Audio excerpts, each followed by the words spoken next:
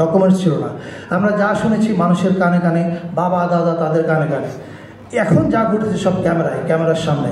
ফলে এইসব তথ্যের যে পাহাড়, সত্যের যে বিশাল উচ্চতা, এটা ডিঙিয়ে ফ্যাসিবাদ ফিরে আসবে এরকম কোনো আশঙ্কা আমার নাই। তবে আমার আশঙ্কার জায়গাটা হচ্ছে আমাদের অনৈক্যের জায়গা।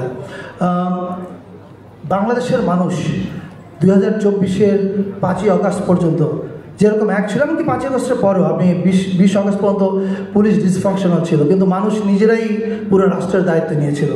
ওই ঐক্য যদি আমরা ধরে রাখি, 1 বছর না, 2 বছর না, 5 বছর না, অ্যাটলিস্ট নেক্সট 10 ইয়ার্স আপনাদের মধ্যে পলিটিক্যাল ডিফারেন্স থাকবে, তর্ক বিতর্ক থাকবে, ঝগড়াঝাটিও থাকবে, কিন্তু পলিটিক্যাল স্টেক হোল্ডার্স যারা আছেন তারা যদি নেক্সট 10 ইয়ার্স বাংলাদেশের একটা ঐক্য ধরে রাখতে পারেন কয়েকটা প্রশ্নে, স্বাধীনতা সার্বভৌমত্বের প্রশ্নে এবং আওয়ামী লীগের অত্যাচারের প্রশ্নে, তাহলে আমি মনে করি যে ফ্যাসিবাদ ফিরে আসার কোনো আশঙ্কা নেই।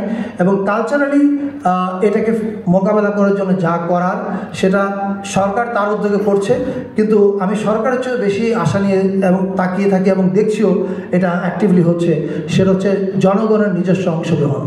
জনগণ প্রতিদিন বিট বাই বিট এই ন্যারেটিভ বিল্ডিংয়ে অংশ নিচ্ছে, with one line of status or maybe with sharing one video, এবং আমি নিশ্চিত এটা সামনে আরও চলবে। ফলে আই হোপ শহীদরা যে উদ্দেশ্য নিয়ে জীবন দিয়েছে, 16 বছর বাংলাদেশের মানুষ যে অত্যাচার, গুম, খুন, লুটপাট এগুলোর ভিতর দিয়ে গেছে, এটার পরে আমরা একটা নতুন বাংলাদেশের দিকে যাব যদি আমরা সবাই এক থাকতে পারি।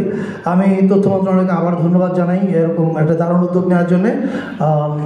সবাইকে ধন্যবাদ।